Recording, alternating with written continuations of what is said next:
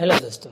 आज मैं लेकर आया हूँ महेश बाबू की 2022 में रिलीज हुई सरकारों वारी पाटा मूवी, जो तेलुगु भाषा की एक्शन ड्रामा फिल्म है, जिसे परशुराम ने लिखा है और निर्देशित किया है।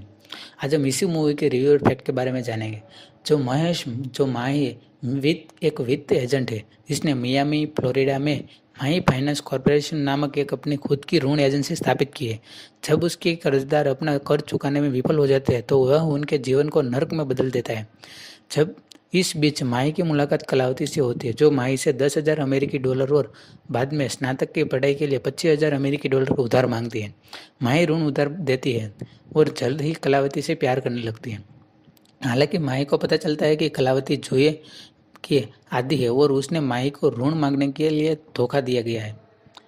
जब ऋण चुकाने के लिए कहा जाता है तो वह अपने पिता राजेंद्र नाथ, एक शक्तिशाली सांसद, राज्यसभा सदस्य और विशाखापट्टनम में रहने वाले उद्योगपति के प्रभाव का उपयोग करके माही को धमकाती है, जो एक औद्योगिक कंपनी राजेंद्र नाथ एसोसिएट चलाते हैं।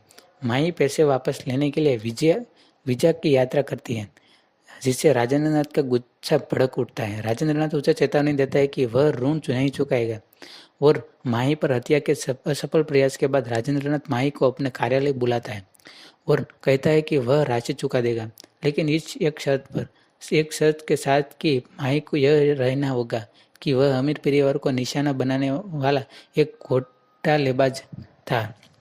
माही सहमत हो जाती है, लेकिन इसके बजाय वह ऋण चुकौती के बारे में मीडिया का ध्यान आकर्षित करता है और खुलासा करता है कि राजेंद्र नाथ पर उसका 10,000 करोड़ का बकाया है। जिससे हर कोई हैरान रह जाता है। राजेंद्र नाथ माही का सामना करता है। वह अपना एजेंडा बताता है। विजाग पहुंचने से पहले माही को स्टेट बैंक की एक वरिष्ठ अधिकारी राजकुमारी से पता चलता है कि राजेंद्र नाथ स्टेट बैंक को 10,000 करोड़ का माही राजेंद्र नाथ को बैंक का नोटिस देने में सफल हो जाती है, जिससे कर्ज चुकाने का आदेश दिया जाता है। कलावती को माही के कुकर्मों के बारे में पता चलता है और वह अपने चाचा, जो राजेंद्र नाथ के साले है, उसके साथ मिलकर माही को केस वापस लेने के लिए मनाने की योजना बनाती है, लेकिन कोई फायदा नहीं होता। राजेंद्र नाथ अपने राजनीतिक संबंधों के साथ सुप्रीम कोर्ट से बैंक नोटिस के लिए स्थगन आदेश जारी करने में सफल हो जाता है। कलावती को अपने पिता के असली शहरों का एहसास होता है और वह माही को अपना समर्थन देती है, जिससे उनके रिश्ते फिर से मजबूत हो जाते हैं। माही अपने इलाके के लोगों के साथ मिलकर राजेंद्र नाथ और करोड़पतियों के साथ वित्तीय धोखाधड़ी में शामिल अन्य बैंकों को खिलाफ बैंकों का बहिष्कार करने के नारे का इस्तेमाल करते हुए विरोध करने का फैसला करता है। राजेंद्र नाथ को वित्त मंत्री द्वारा चेतावनी दी जाती है, लेकिन कि उन्हें मंत्री पद और राज्यसभा से बर्खास्त कर दिया जाएगा। राजेंद्र नाथ विजाग एसीपी अजय कुमार की मदद से माही का अपहरण कर लेता है और अजय को उसे खत्म करने का आदेश देता है।